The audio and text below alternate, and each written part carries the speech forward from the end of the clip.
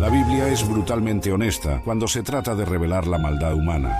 Conocemos cada acto heroico de David, conocemos cada milagro de Moisés, pero hay 7 nombres que, cuando los lees, te hacen estremecer. 7 personas tan despreciables que sus acciones cambiaron el curso de la historia para siempre. Si abres tu Biblia esperando encontrar solo santos y héroes, te vas a llevar una sorpresa, porque las Escrituras no ocultan nada. No maquillan la verdad. Y estos 7 personajes representan lo peor de la naturaleza humana. ¿Por qué fueron tan odiados? ¿Qué hicieron exactamente para ganarse el desprecio de generaciones enteras? Y más importante, ¿qué podemos aprender de su maldad? Presta atención, porque cada historia está escondida en detalles que la mayoría de la gente nunca nota. Primer personaje, el traidor que vendió a Dios por monedas. Segundo personaje, el primer asesino de la historia. Tercer personaje, la mujer que masacró profetas. Cuarto personaje, el tirano que esclavizó a un pueblo entero. Quinto personaje, el rey que ordenó matar bebés. Sexto personaje, la seductora que destruyó al hombre más fuerte. Séptimo personaje, el religioso que condenó al inocente. Personaje 1, Judas Iscariote, el traidor supremo. ¿Sabías que el nombre Judas era común y respetado antes de este hombre? Era un nombre que significaba alabanza, pero después de lo que hizo, ningún padre volvió a ponerle ese nombre a su hijo. Las Escrituras nos dicen que Judas era uno de los 12 discípulos más cercanos a Jesús. Comía con él, caminaba con él, presenció cada milagro. Y aún así lo traicionó. Pero aquí está lo que nadie te cuenta. Judas no era solo un discípulo cualquiera, era el tesorero del grupo. Controlaba el dinero, y ese detalle lo cambia todo. Imagina ser la única persona en un grupo de 12 responsable de las finanzas. Cada donación pasaba por tus manos, cada gasto requería tu aprobación. Y las Escrituras revelan algo perturbador. Judas era ladrón. El texto original en griego usa la palabra kleptes, que significa literalmente alguien que roba de manera habitual y sistemática. No fue una vez, era su carácter. Durante 3 años, Judas robó del fondo común mientras fingía seguir a Jesús. 3 años de hipocresía, 3 años de engaño, y entonces hizo lo impensable. Vendió la ubicación de Jesús por 30 piezas de plata. 30 monedas de plata equivalían al precio de un esclavo, el salario de aproximadamente 4 meses de trabajo para un jornalero común. Pero espera, porque hay un detalle en el Evangelio que te va a partir el corazón. Cuando Judas se acerca a Jesús en el huerto de Getsemaní, lo identifica con un beso, un gesto de amor convertido en señal de traición. Y Jesús, conociendo todo, le dice palabras que resuenan por la eternidad. Amigo, lo llama amigo incluso en el momento de la traición. Esa compasión hace que la maldad de Judas sea aún más escalofriante. ¿Y sabes qué pasó después? Judas se arrepintió. Devolvió las 30 monedas, pero su arrepentimiento no fue genuino arrepentimiento ante Dios, fue remordimiento, fue culpa aplastante y lo llevó al suicidio. Se colgó en un campo que hasta el día de hoy se llama campo de sangre. Su cuerpo se desplomó y las Escrituras describen gráficamente cómo sus entrañas se derramaron. Judas Iscariote, el hombre que vendió a Dios, el hombre cuyo nombre se convirtió en sinónimo de traición, el hombre que tuvo todo y lo perdió todo. Pero esto no es nada comparado con el segundo personaje, porque él cometió el primer asesinato de la historia humana. Personaje 2, Caín, el primer asesino. Caín era el primogénito de la primera familia. Era agricultor, trabajaba la tierra, y en la superficie parecía una persona normal, pero dentro de él hervía algo oscuro. Las Escrituras registran que Caín y su hermano Abel presentaron ofrendas a Dios. Abel trajo lo mejor de su rebaño, las primicias, lo más valioso. Pero Caín simplemente trajo del fruto de la tierra. No dice que fueran las primicias, no dice que fuera lo mejor. Y aquí está el detalle que todos pasan por alto. Dios no rechazó a Caín por el tipo de ofrenda, lo rechazó porque conocía su corazón. El texto hebreo original revela que Dios miró con agrado a Abel y su ofrenda, pero no hizo lo mismo con Caín. ¿Por qué? Porque la actitud importa más que el acto. Caín estaba yendo a través de los movimientos, sin corazón, sin reverencia. Y cuando Dios rechazó su ofrenda, ¿qué hizo Caín? Se enfureció, su rostro decayó, y Dios mismo le dio una advertencia directa. Le dijo que el pecado estaba agazapado a su puerta, como un animal salvaje esperando para devorarlo. Le advirtió que debía dominarlo, pero Caín no escuchó. Invitó a su hermano Abel al campo, y allí, lejos de miradas, lo mató. Sangre inocente derramada por primera vez en la historia humana. El primer asesinato, el primer fratricidio, Y entonces vino el interrogatorio divino. Dios le pregunta: ¿dónde está Abel tu hermano? Y Caín responde con una de las frases más cínicas de la Biblia: no sé. ¿Soy yo acaso guarda de mi hermano? Mintió directamente a Dios. Respondió con sarcasmo, sin remordimiento aparente, pura arrogancia. Y Dios pronunció el juicio. La tierra que había bebido la sangre de Abel no volvería a dar fruto para Caín. Fue maldecido a vagar, a ser fugitivo, a vivir con el peso de su crimen para siempre. Y Caín tuvo el descaro de quejarse de que su castigo era demasiado grande. Incluso después del juicio, no hay señal de verdadero arrepentimiento. Solo preocupación por sí mismo. Solo miedo al castigo. Cero remordimiento por la vida que quitó. Caín, el primer asesino, el hombre que mató por envidia, el hombre que mintió a Dios sin pestañear, el hombre cuyo nombre ahora se asocia con crimen y maldad. Pero si crees que la envidia es mala, espera a conocer al tercer personaje, porque ella no solo asesinó a una persona, masacró a cientos. Personaje 3, Jezabel, la reina asesina. Jezabel no era israelita, era princesa fenicia, hija del rey de Sidón, y cuando se casó con Acab, rey de Israel, trajo consigo algo letal: la adoración a Baal. Las escrituras describen a Jezabel como la mujer más malvada que jamás ocupó el trono de Israel. Y no es hipérbole, es literal. Ella activamente, sistemáticamente, intentó erradicar la adoración al Dios verdadero. ¿Cómo? Asesinando profetas, uno por uno. 100 profetas del Señor fueron ejecutados bajo sus órdenes. Hombres de Dios cazados como animales. Y no fue rápido, no fue indoloro. Las ejecuciones eran públicas, brutales, diseñadas para infundir terror. Pero hay un profeta que se le escapó, Elías. Y cuando Elías humilló públicamente a los profetas de Baal en el Monte Carmelo, Jezabel juró matarlo. Envió un mensaje directo: que los dioses me castiguen si mañana a esta hora no te hago como a uno de ellos. Piensa en esa amenaza. No era vacía. Jezabel tenía poder, tenía recursos, tenía un ejército. Y Elías, uno de los profetas más poderosos de la Biblia, huyó aterrorizado. Eso te dice todo sobre cuán temible era esta mujer. Pero su maldad no terminaba en asesinatos religiosos. Las escrituras registran otra atrocidad. Había un hombre llamado Nabot que tenía una viña. Acab la quería, le ofreció dinero. Nabot se negó porque era herencia familiar. Acab se deprimió como niño mimado. Y Jezabel, viendo a su esposo débil, tomó el asunto en sus manos. Falsificó cartas con el sello real. Sobornó a testigos falsos. Acusó a Nabot de blasfemia y lo hizo apedrear hasta la muerte. Un hombre inocente ejecutado por una viña, por capricho de una reina narcisista. Y después de su muerte, Acab simplemente fue y tomó posesión de la propiedad como si nada. Pero la justicia llegó. Años después, cuando Jezabel fue asesinada, su cuerpo fue arrojado por una ventana. Los perros devoraron su cadáver en las calles, exactamente como Elías había profetizado. Solo quedaron su cráneo, sus pies y las palmas de sus manos. El resto fue consumido. Ni siquiera tuvo un entierro digno. Su nombre se convirtió en sinónimo de maldad seductora y manipulación asesina. Jezabel, la reina que masacró profetas, la mujer que asesinó por tierra, la manipuladora que convirtió un trono en un matadero. Pero hay otro tirano que esclavizó a millones, y su historia es la cuarta. Personaje 4, el faraón del Éxodo. El esclavizador, no sabemos su nombre exacto. Las escrituras simplemente lo llaman faraón, pero sabemos lo que hizo, y es suficiente para hacerlo uno de los villanos más odiados de la historia. Los israelitas habían vivido en Egipto durante 400 años. Al principio fueron bienvenidos. José había salvado a Egipto del hambre, pero surgió un nuevo rey que no conoció a José, y ese rey vio el crecimiento de Israel como amenaza. Entonces comenzó la opresión sistemática. Los israelitas fueron esclavizados, forzados a hacer ladrillos bajo el sol abrasador del desierto egipcio, golpeados cuando no cumplían cuotas imposibles, trabajando sin descanso, sin paga, sin dignidad.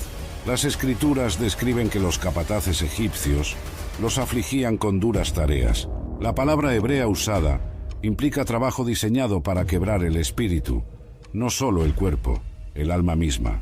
Y cuando la esclavitud no fue suficiente para controlar el crecimiento de la población, el faraón ordenó algo monstruoso. Llamó a las parteras hebreas y les mandó: cuando ayuden a dar a luz a las mujeres hebreas, si es niño, mátenlo. Infanticidio, genocidio sistemático. Ordenó la muerte de cada bebé varón israelita al nacer. Imagina ser madre en ese tiempo. El terror, la desesperación, el horror de dar a luz sabiendo que tu hijo podría ser asesinado. Pero las parteras temían a Dios más que al faraón. Desobedecieron, salvaron a los bebés, y cuando el faraón se dio cuenta intensificó la orden. Mandó a todo su pueblo: todo niño hebreo que nazca, arrójenlo al río Nilo. El Nilo, lleno de cocodrilos, de corrientes, de muerte, bebés inocentes ahogados por orden real, y todo porque un tirano paranoico temía perder poder. Entonces Dios envió a Moisés. 10 plagas devastaron Egipto. El Nilo se convirtió en sangre. Ranas invadieron palacios, moscas, úlceras, granizo, tinieblas. Cada plaga una oportunidad para que el faraón se arrepintiera. Pero las escrituras usan una frase escalofriante: Dios endureció el corazón del faraón. ¿Por qué?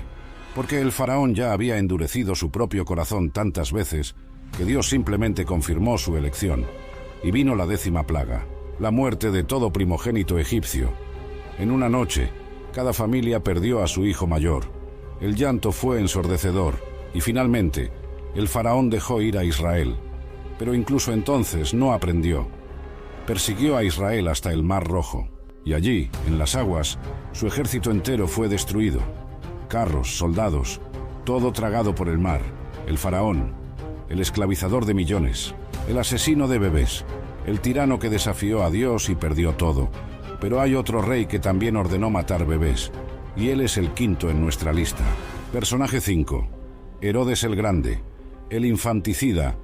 Herodes era conocido como el Grande por sus proyectos de construcción. Expandió el templo de Jerusalén, construyó fortalezas impresionantes, ciudades enteras, pero su grandeza arquitectónica no puede ocultar su maldad monstruosa.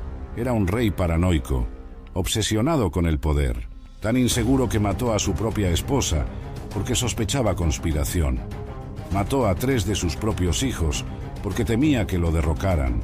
Incluso el emperador romano dijo que era mejor ser cerdo de Herodes que su hijo, y entonces llegó la noticia. Magos del Oriente vinieron preguntando: ¿dónde está el rey de los judíos que ha nacido? Vimos su estrella y venimos a adorarlo. Herodes se turbó. Todo Jerusalén con él. Reunió a los principales sacerdotes. Preguntó dónde debía nacer el Mesías. Belén, le dijeron, Belén de Judea. Entonces Herodes planeó su jugada. Fingió reverencia. Les dijo a los magos: vayan, averigüen sobre el niño, y cuando lo encuentren, avísenme para que yo también vaya a adorarlo. Mentira, manipulación. Ya estaba planeando asesinato. Y cuando los magos no regresaron porque Dios les advirtió en sueños, Herodes mostró su verdadera naturaleza. Ordenó la masacre de todo niño varón en Belén y sus alrededores. Menores de 2 años, todos, sin excepción, sin juicio, sin razón, solo porque uno de ellos podría ser una amenaza a su trono. Las escrituras dicen que se oyó llanto y gran lamentación. Raquel llorando por sus hijos, madres desconsoladas, bebés arrancados de brazos, sangre inocente derramada en las calles de la pequeña aldea. ¿Cuántos murieron? No lo sabemos exactamente. Algunos historiadores estiman entre 15 y 20 bebés.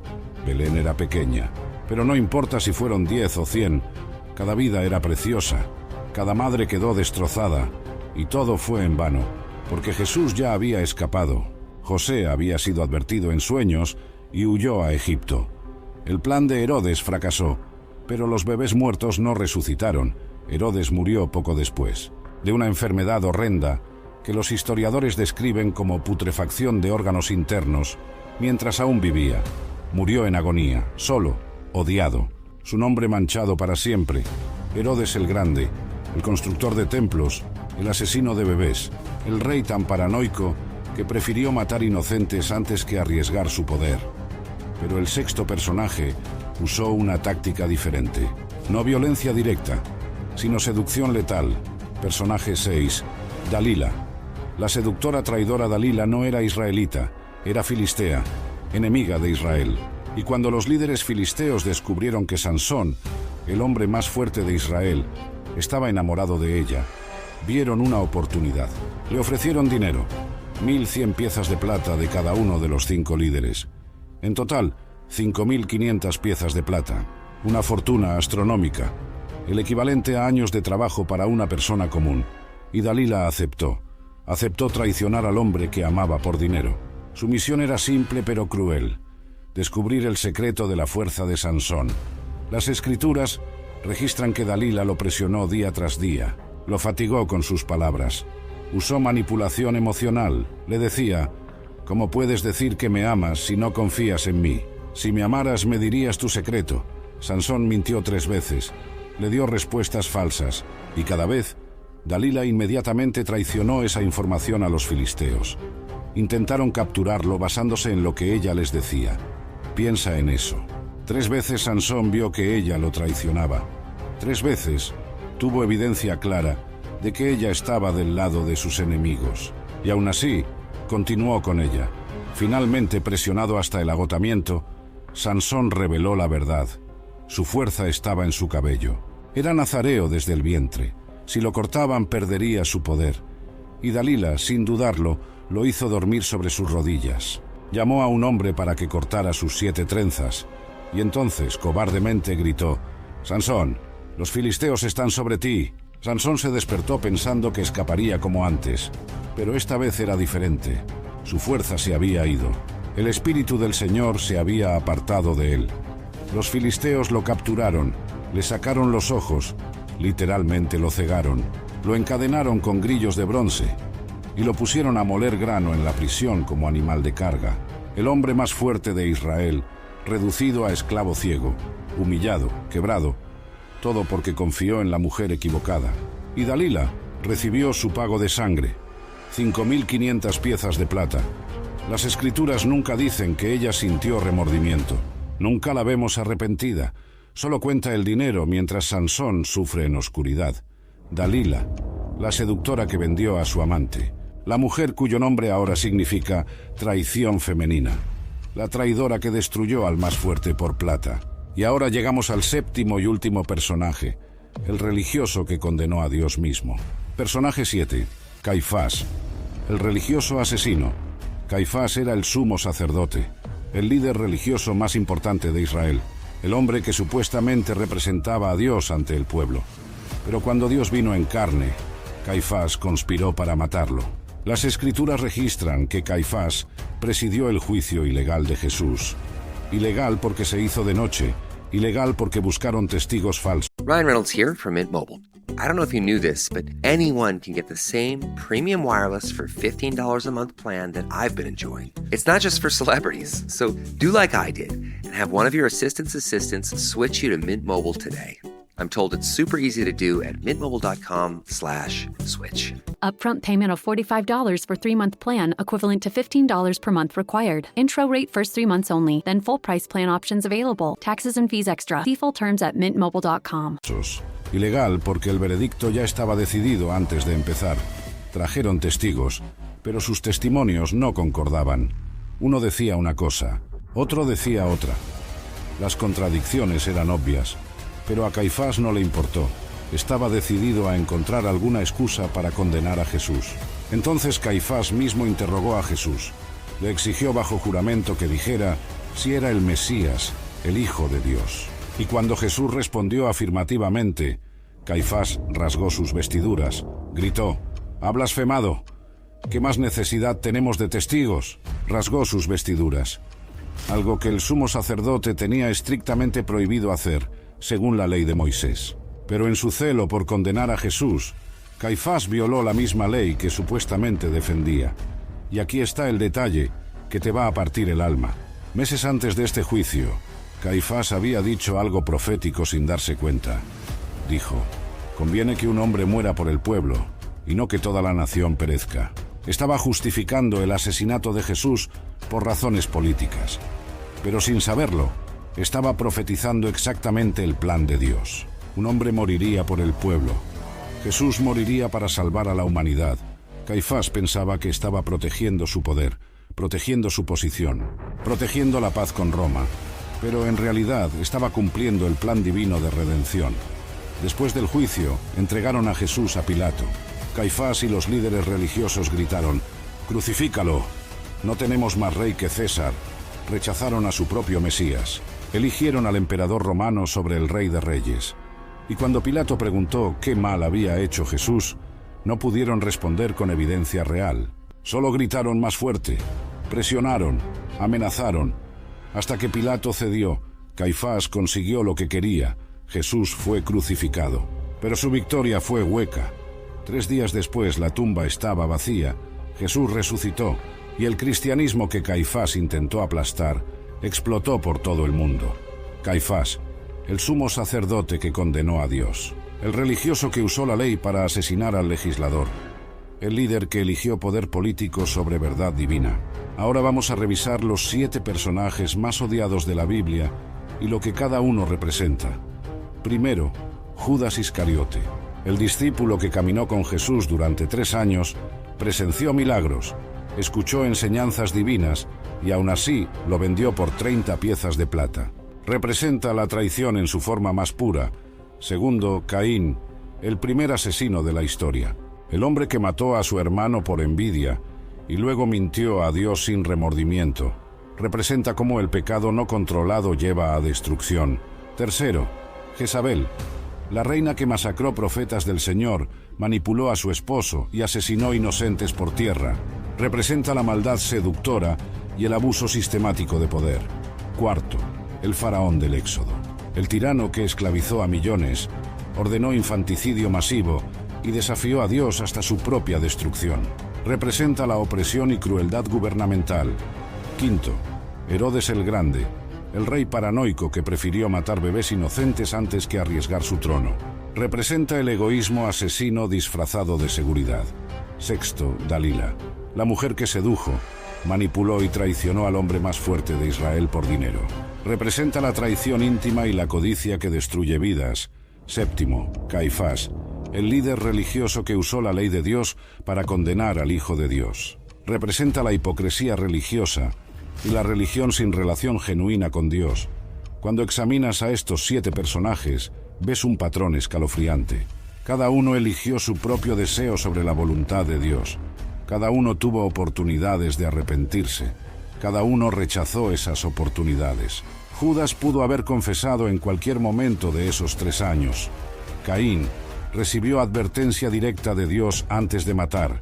Jezabel vio el poder de Dios en el Monte Carmelo y endureció su corazón. El faraón presenció 10 plagas milagrosas y aún así persiguió a Israel. Herodes pudo haber adorado al verdadero rey en lugar de intentar asesinarlo. Dalila tuvo 3 oportunidades de ver su propia traición y detenerse.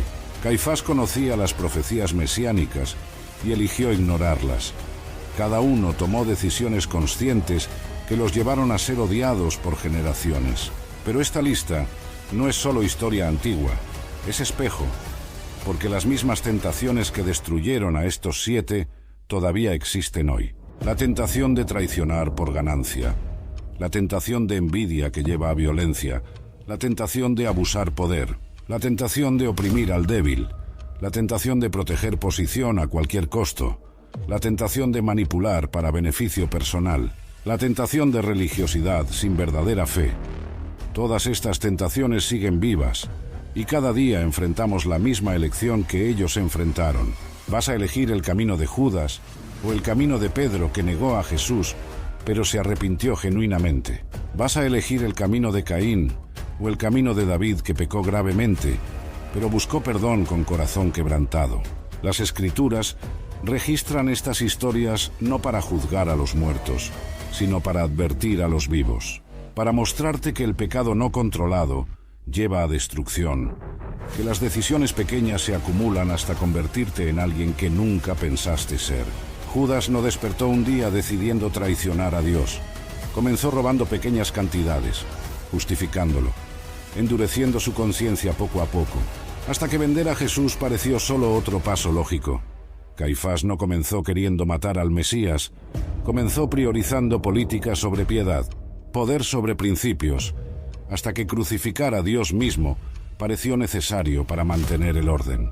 Cada uno de estos 7 personajes odiados llegó allí por una serie de decisiones pequeñas. Y esa es la lección más aterradora de todas. Tal vez mientras leías sus historias, reconociste alguna tentación en tu propia vida, alguna área donde estás justificando pecado, alguna relación donde estás manipulando, alguna envidia que estás alimentando, algún poder que estás abusando. Si es así, estas historias son tu advertencia, tu oportunidad de cambiar de rumbo antes de que sea demasiado tarde. Porque a diferencia de estos 7, tú todavía tienes tiempo, todavía puedes arrepentirte, todavía puedes elegir el camino correcto. Dios es misericordioso, perdona, restaura, pero requiere humildad, requiere reconocer el pecado y abandonarlo, requiere voltear completamente de dirección. Si este estudio impactó tu corazón, deja un comentario compartiendo cuál de estos 7 personajes te sorprendió más y por qué. Tu testimonio podría ayudar a alguien más a reconocer advertencias en su propia vida. Y si quieres profundizar más en historias bíblicas que cambian perspectivas, tengo algo más para ti. En otro estudio, examino los 7 milagros más impactantes de Jesús. Cada uno revela algo diferente sobre quién es Él y cuánto te ama. Vas a ver cómo Jesús sanó a un hombre que había estado paralítico durante 38 años, cómo resucitó a un hombre que llevaba 4 días muerto, cómo calmó una tormenta con una palabra, y el significado profundo detrás de cada milagro.